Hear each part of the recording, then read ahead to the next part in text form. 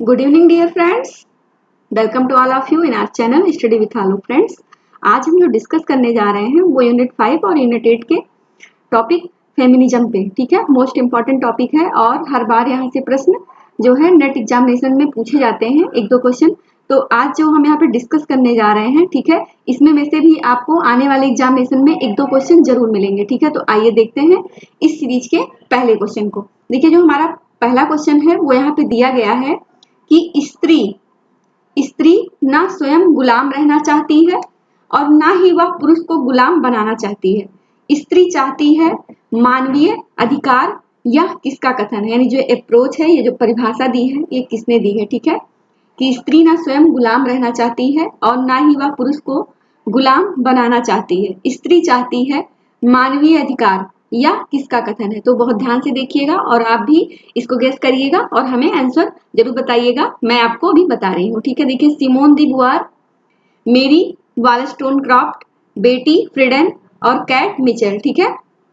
तो आइए गेस करते हैं कि कौन सा आंसर हमारा राइट होगा और ये एग्जामिनेशन में पूछा भी गया है, ठीक है।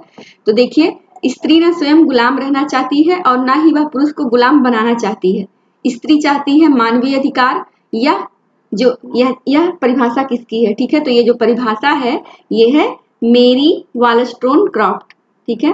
यानी ये रेडिकल फेमिनिज्म है, मेरी वालस्टोनक्रॉफ्ट, और इन्होंने ये परिभाषा दी थी, ठीक है। तो ऑप्शन बी हमारा करेक्ट आंसर हो जाएगा। हमारा दूसरा क्वेश्चन है, sex, gender and society book किस महिलावादी विचारधारा से जुड़ी हुई है? बहुत इंपॉर्टेंट ये बुक है। ये अभी असिस्टेंट प्रोफेसर का जो एग्जाम हुआ था उसमें भी ये बुक पूछी गई थी, ठीक है। आप देखिएगा, तो सेक्स, जेंडर एंड सोसाइटी जो बुक है ये किसकी है, ये हमें बताना है, ठीक है। तो आइए इसको बताते हैं कि इसका राइट आंसर क्या होगा।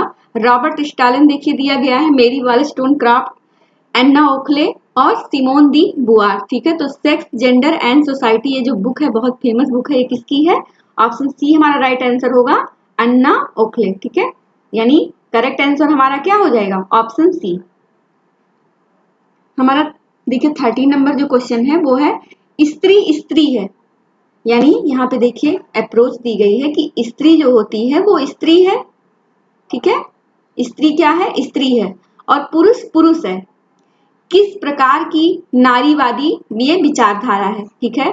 यानी ये कौन सी विचारधारा के अंतर्गत आता है? ये कौन सा अप्रोच कहता है कि जो स्त्री है वो स्त्री है और जो पुरुष है उसकी अपनी सीमा है कि वो पुरुष है। ये किस प्रकार की नारीवाद की ये जो है ये विचार है, ठीक है। तो ये हमें बताना है। उदारवादी विचारधारा, समाजवादी विचारधारा, अतिवादी विचारधारा या अस्तित्ववादी विचारधारा। तो ये जो अप्रोच है ये किसकी है? तो ये किसकी है? ऑप्शन बी, यानी अतिवादी विचारधारा, जिसको क्या कहते हैं? Radical feminism.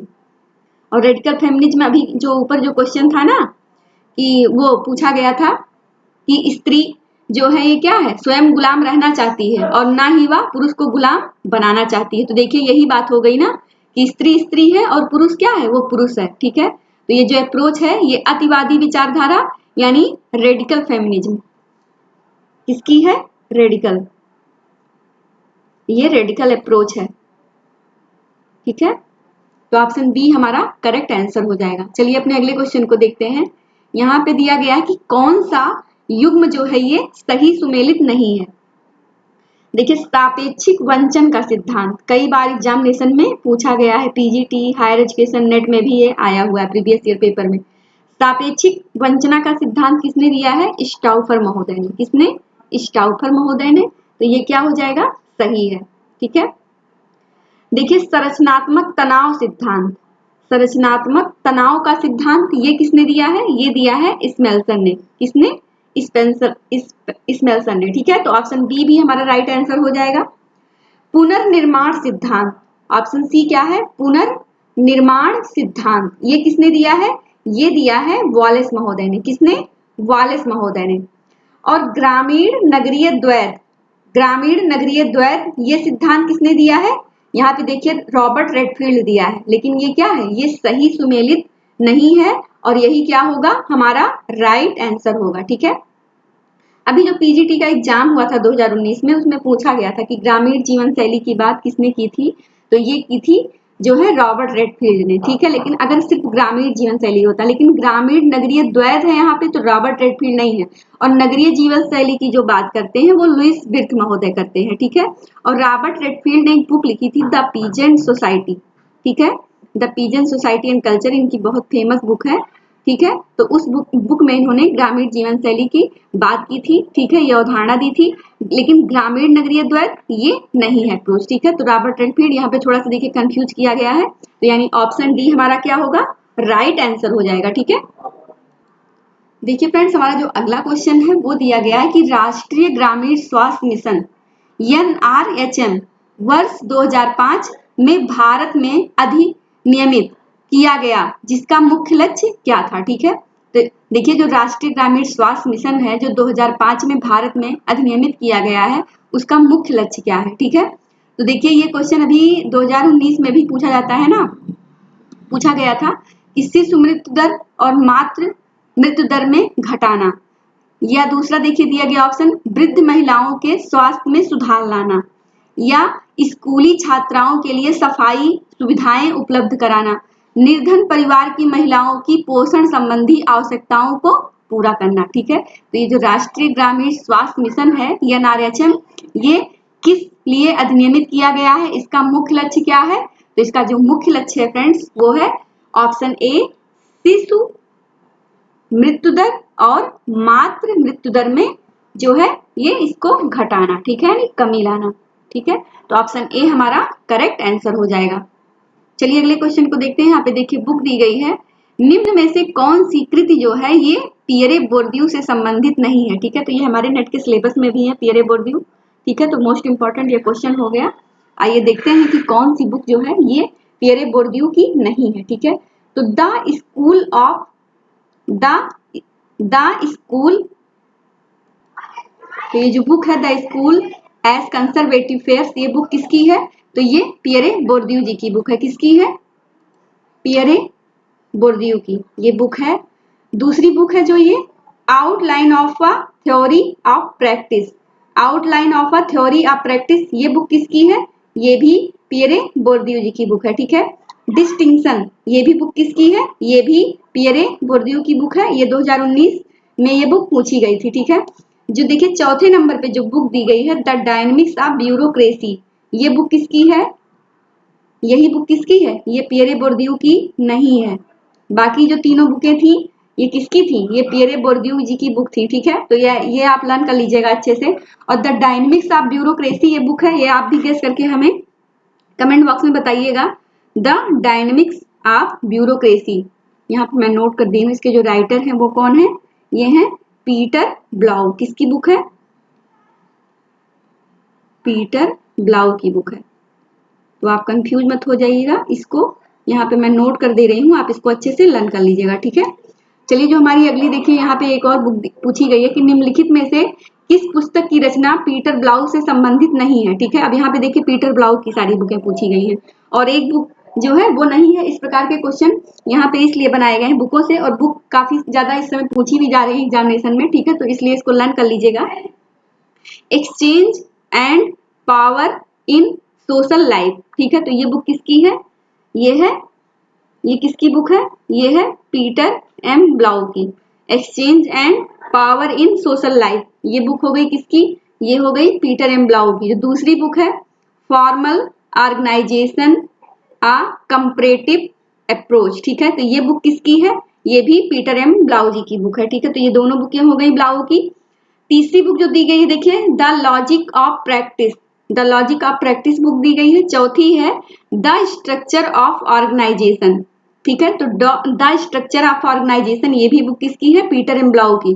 लेकिन जो ये द लॉजिक ऑफ प्रैक्टिस है ये किसकी बुक है, ये नहीं है पीटर ब्लाउ की। ये बुक किसकी है, ये है पियरे बोर्दियू की। बहुत ही मोस्ट इंपॉर्टेंट, ये एग्जामिनेशन में अभी पूछी भी गई थी, ठीक है। तो ये आप अच्छे से लर्न कर लीजिएगा। द लॉजिक ऑफ प्रैक्टिस ये बुक किसकी है, ये पियरे बोर्दियू की। देखिए दोनों लोग हैं और दोनों लोगों की ऊपर नीचे बुक में दिया गया है ताकि यहाँ पे लोग कंफ्यूज हो और क्वेश्चन गलत हो, ठीक है। इसी प्रकार के क्वेश्चन एग्जामिनेशन में भी बनते हैं और हम वहां पे क्या होते हैं, बहुत जल्दी कंफ्यूज होकर क्वेश्चन को गलत कर देते हैं, ठीक है। तो इसको अच्छे से आप लर्न कर लीजिएगा। The logic of practice most important book Pierre Bourdieu ji की है, ठीक है। अब देखिए द लॉजिक ऑफ प्रैक्टिस से एक बुक और ही बहुत इंपॉर्टेंट है, मैं उसको भी इसी समय मुझे याद आ रहा है कि इसी प्रकार की एक और बुक एग्जामिनेशन में कई बार पूछी गई है नेट के, थ्योरेटिकल लॉजिक इन सोशियोलॉजी। ये बुक किसकी है?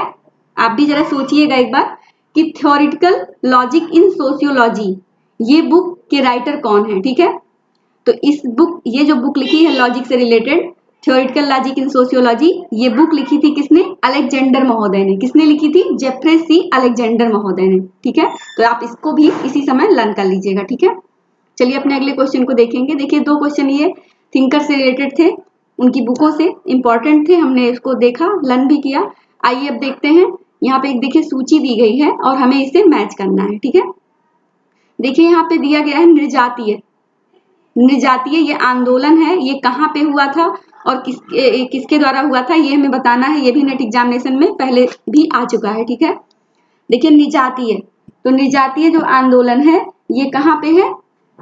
ए का 3 हो जाएगा, यानी निर्जातीय आंदोलन इसको कहा जाता है बिरसा आंदोलन। ठीक है, तो ए का 3 हो गया। जो सुधारवादी आंदोलन है ये क्या है? बी का 4। जो सुधार यानी इंप्रूवमेंट, ये क्या होगा? भक्ति आंदोलन से। क्या हो जाएगा? भक्ति आंदोलन से। ठीक है, अलगाववादी, जो अलगाववादी आंदोलन है ये सी का हो जाएगा 1। सी का 1 हो जाएगा नागा आंदोलन। ठीक है, जो अलगाववादी यानी नागा लोग क्या थे? अलगाववादी आंदोलन, तो सी का 1 हो जाएगा।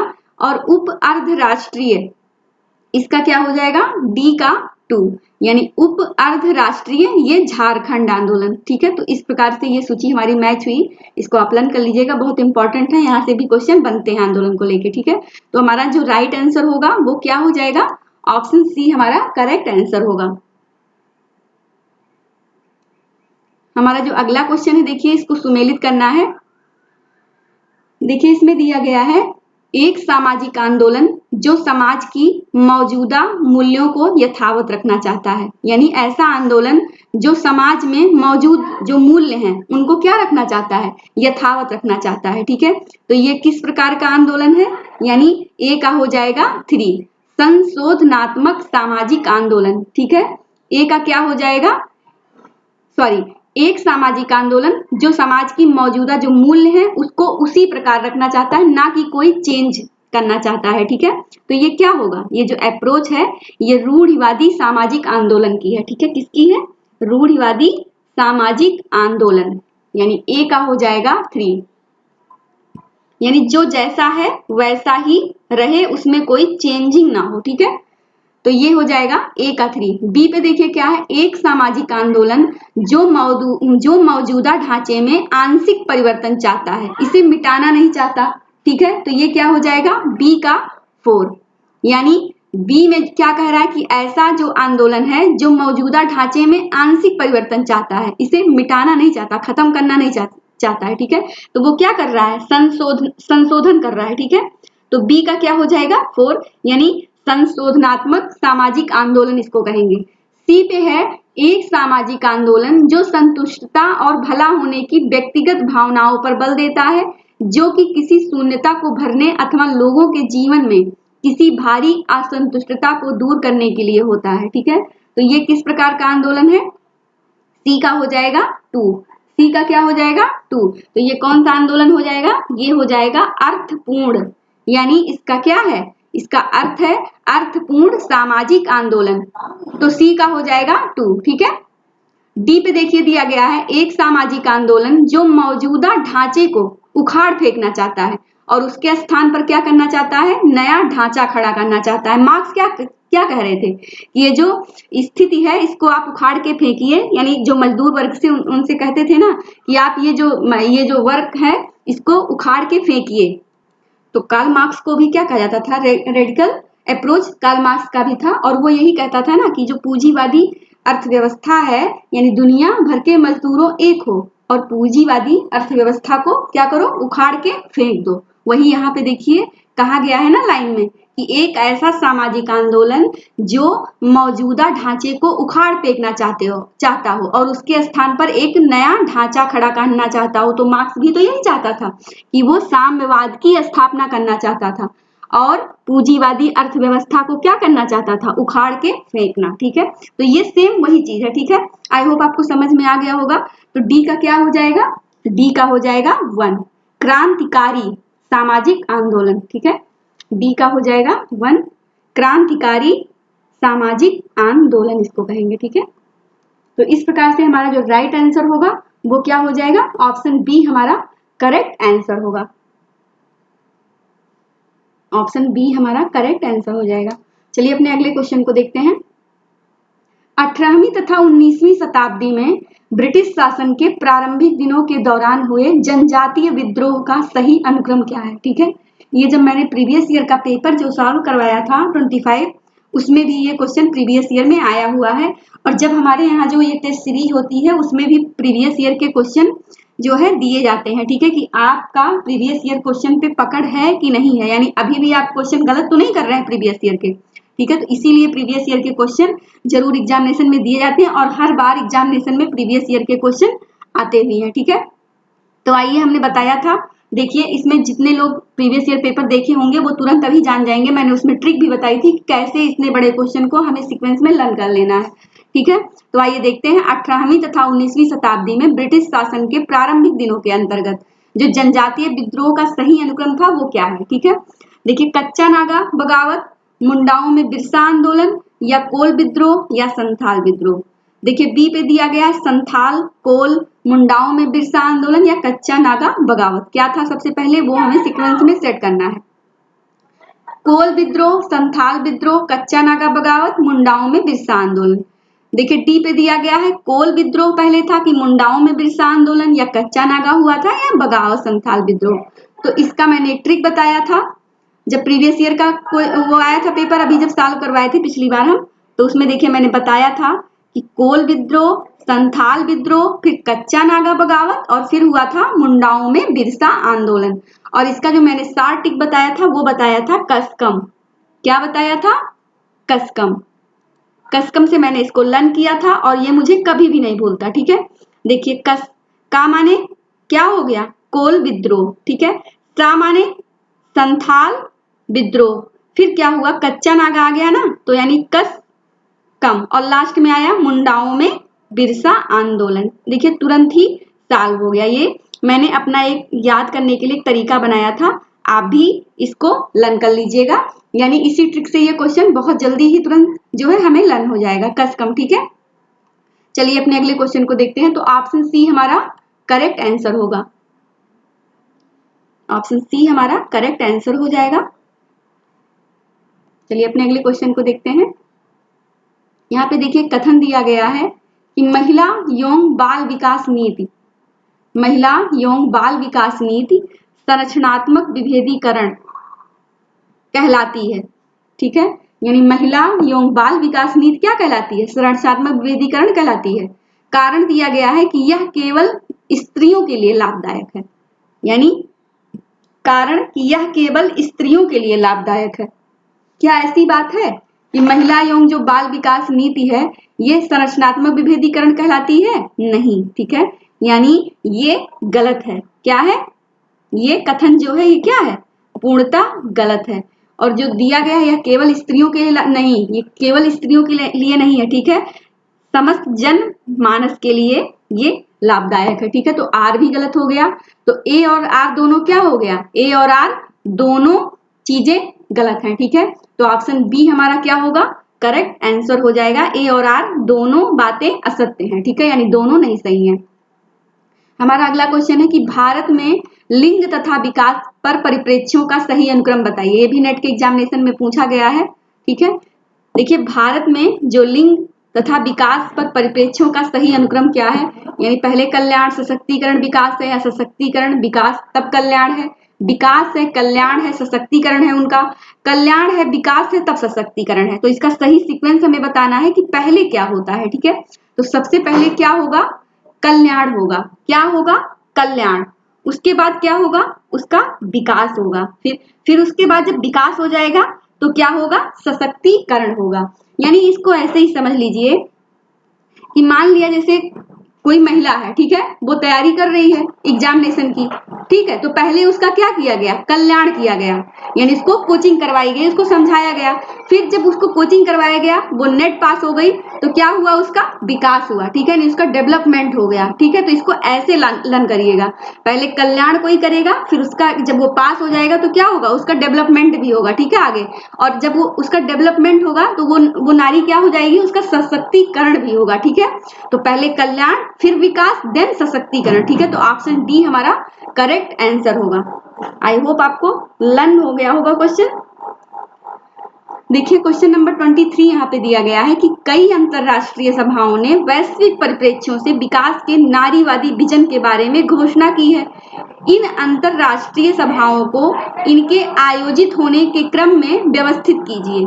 नीचे दिए गए कूटों की सहायता से उत्तर दीजिए, ठीक है। यानी ये एक जो परिप्रेक्ष्य है विकासवादी नारीवाद के विजन के बारे में घोषणा की गई थी, ठीक है। तो अंतरराष्ट्रीय सभा के द्वारा जो आयोजन हुआ था उसका एक सीक्वेंस हमें बताना है, व्यवस्थित करना है कि ये कैसे हुआ था, पहले क्या हुआ था, ठीक है। Asian and Pacific centre for women development, workshop on developing strategies for the future feminist perspective, Docker declaration on another development with women, Nairobi end of the UN decade world conference. तो पहले क्या हुआ था, इसका sequence net examination में ये question पहले भी पूछा गया है, ठीक है। तो आइए इसका सीक्वेंस देखते हैं कि पहले कौन सा आंदोलन हुआ था, ठीक है। तो देखिए इसका जो राइट आंसर होगा वो होगा ऑप्शन डी। ऑप्शन डी हमारा करेक्ट आंसर हो जाएगा। यानी जो चारों लगे हुए हैं ये एकदम सीक्वेंस में लगे हुए हैं, ठीक है। तो यानी हमें यहाँ पे कंफ्यूज नहीं होना है।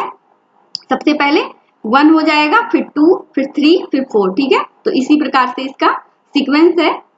तो ऑप्शन डी हमारा राइट आंसर है। देखिए यहाँ पे एक बुक पूछी गई है, सब मोस्ट इंपॉर्टेंट बुकें हैं।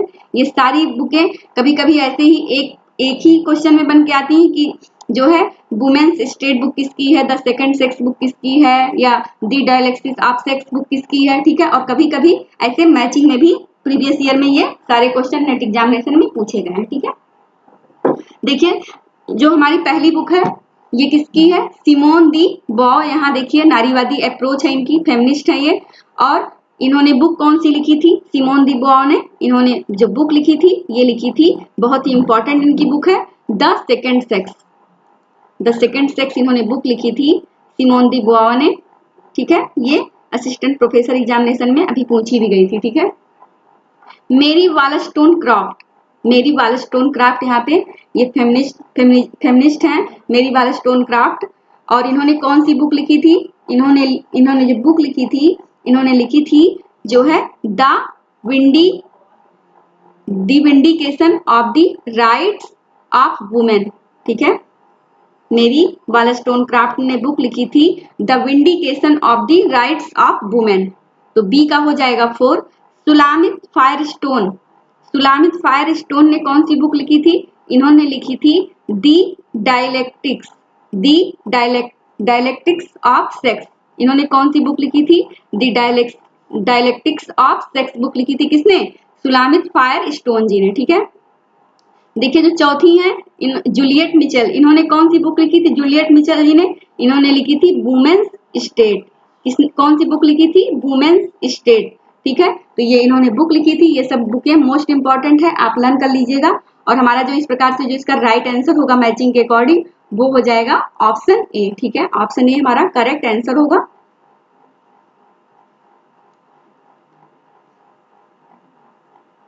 हमारा जो अगला क्वेश्चन है देखिए, भारत में स्त्री जाति दर के कम होने का कारण निम्नलिखित में से कौन सा नहीं है, ठीक है। भारत में स्त्री जाति के दर के कम होने का कारण निम्नलिखित में से कौन सा नहीं है वो हमें बताना है। देखिए पहला है लिंग भूमिका का रूढ़ हो जाना तथा परंपरागत भूमिका पर अपेक्षाएं होना, दहेज प्रथा तथा व्यापक असाक्षरता के कारण, ग्रामीण क्षेत्रों से शहरी क्षेत्रों में महिला कार्य बल का प्रवजन माइग्रेशन, या लिंग चयनित गर्भपात जो होता है एबॉर्शन के कारण। किसके कारण ये जो जन्म दर है स्त्री के ये कम होने का कारण कौन सा नहीं है ये हमें बताना है, ठीक है। तो इसका जो राइट आंसर होगा, ठीक है, वो हमें बताना है। तो इसका जो करेक्ट आंसर होगा वो होगा ऑप्शन बी। ऑप्शन बी हमारा क्या होगा, सॉरी ऑप्शन सी होगा। ठीक है, क्या होगा, ऑप्शन सी। ग्रामीण क्षेत्रों से शहरी क्षेत्रों में महिला कार्य बल का प्रवजन, यानी माइग्रेशन के कारण क्या होता है, स्त्री जाति की जो दर है वो नहीं कम हो रही है। ठीक है, कि ग्रामीण क्षेत्र से शहरी क्षेत्रों में महिलाएं जो है कार्य करने आ रही हैं, ये कारण नहीं है। ठीक है, बल्कि और सारे कारण हैं। ठीक है, यानी देखिए लिंग भूमिका का ऋण है तथा परंपरागत भूमिका, यानी जो परंपरागत समाज है उससे जो अपेक्षा है, ये कारण मोस्ट इंपॉर्टेंट है। दहेज प्रथा और व्यापक असाक्षरता है लोगों के बीच में, जिसके भी कारण क्या है, जन्म दर महिलाओं की जो स्त्री दर जाति की जो दर है वो कम है। लिंग चयनित गर्भपात जो एबॉर्शन हो रहा है ये तो मुख्य है। ठीक है, तो ये सब है, लेकिन जो ग्रामीण क्षेत्र से शहरी क्षेत्रों में महिला जो कार्य के लिए जो आ रही है ये कारण नहीं है। तो ऑप्शन सी हमारा क्या होगा, करेक्ट आंसर हो जाएगा। ठीक है, हमारा अगला क्वेश्चन है कि लिंग भिन्नता यानी जेंडर डिफरेंसेस एक विश्लेषणात्मक रूपरेखा है जिसमें क्या होता है। ठीक है, इस प्रकार के क्वेश्चन एग्जामिनेशन में अभी 2018 और 2019 में 4-4-5-5-6 क्वेश्चन भी पूछे गए हैं। ठीक है, तो बहुत सारे क्वेश्चन आए हैं जेंडर पे, तो ये हमें बहुत इंपॉर्टेंट है, इसको अच्छे से लर्न भी करना है। ठीक है, देखिए लिंगों के बीच जैविक भिन्नता की व्याख्या की जाती है, महिलाओं के मध्य राजनीतिक तथा आर्थिक भिन्नताओं की व्याख्या की जाती है, श्वेत यानी व्हाइट और अश्वेत यानी नॉन व्हाइट महिलाओं के बीच सामाजिक एवं वैचारिक भिन्नताओं की व्याख्या की जाती है, और चौथा है कि लिंगों के बीच सामाजिक यानी सोशल एवं वैचारिक भिन्नताओं, ठीक है, आइडियोलॉजिकल डिफरेंसेस की व्याख्या की जाती है। ठीक है, तो कौन सी जो जेंडर डिफरेंस है इसमें कौन सी विश्लेषणात्मक रूपरेखा है, तो इसमें है लिंगों के बीच क्या की जाती है, लिंगों के बीच सामाजिक एवं वैचारिक भिन्नताओं की व्याख्या की जाती है। ठीक है, यानी सोशल और आइडियोलॉजिकल। ठीक है, तो ये हमारा क्या होगा, करेक्ट आंसर हो जाएगा ऑप्शन डी, सामाजिक और वैचारिक डिफरेंस की क्या की जाती है, यही व्याख्या की जाती है जेंडर डिफरेंस में। ठीक है, तो इसके दो कारण हो गए, एक सामाजिक और एक वैचारिक। ठीक है, तो ऑप्शन डी हमारा क्या हो गया, करेक्ट आंसर हो गया। अगला क्वेश्चन है कि किस प्रकार की नारी अधिकारवादी उस विचार को स्वीकार करते हैं कि राज्य पुरुष की प्रधानता तथा नारी की गौणता के निर्माण के लिए पुरुषों द्वारा निर्मित संरचनाएं तथा संस्थाएं हैं। ठीक है, यानी कौन सी जो नारी अधिकारवादी विचार है, किसने इस विचार को माना है कि जो राज्य है वो पुरुष की प्रधानता तथा नारी की गौणता के निर्माण के लिए पुरुषों द्वारा निर्मित संरचनाएं तथा संस्थाएं हैं। ठीक है, तो ये इस किस प्रकार की अप्रोच, अभी मैंने भी अभी ऊपर भी आपको बताया था, उग्रवादी नारीवाद। ठीक है, यानी रेडिकल फेमिनिज्म की ये विचारधारा है कि जो राज्य है ये पुरुष की प्रधानता तथा नारी की गौणता के निर्माण के लिए पुरुषों द्वारा निर्मित संरचनाएं तथा क्या है, संस्थाएं हैं। ठीक है, तो ऑप्शन बी हमारा करेक्ट आंसर होगा। देखिए 3-4 क्वेश्चन रेडिकल फेमिनिस्ट पे बने हुए थे। ठीक है, मोस्ट इंपॉर्टेंट है, अप्रोच भी आपको समझ में आ गई होगी। ठीक है, तो ऑप्शन बी हमारा करेक्ट आंसर हो जाएगा। यहाँ पे देखिए आंदोलन है और उनका स्थापना वर्ष है। ठीक है, देखिए ब्रह्म समाज, अभी मैंने जो पिछला 3rd वाला बनाया था, इसके पहले जो लेक्चर बनाया था अपना सॉल्व करवाया था, जो ऑनलाइन जो टेस्ट हुआ था अभी 19 हमारे यहाँ। ठीक है, उसमें भी ये क्वेश्चन पूछा गया था कि ब्रह्म समाज, प्रार्थना समाज, आर्य समाज, रामकृष्ण मिशन और थियोसॉफिकल सोसाइटी। ठीक है, तो ये यूनिट 10 का क्वेश्चन था, यूनिट 10 में सिलेबस में है, यूनिट 10 के। ठीक है, तो आइए देखते हैं इसको, अभी पिछली बार भी मैंने सॉल्व करवाया था। देखिए बहुत सारे लोगों को लर्न भी होगा कि ब्रह्म समाज की स्थापना कब की गई थी। ठीक है, कब स्थापना वर्ष था, तो ए का हो जाएगा क्या, 2 हो जाएगा। ठीक है, ए का 2 हो जाएगा।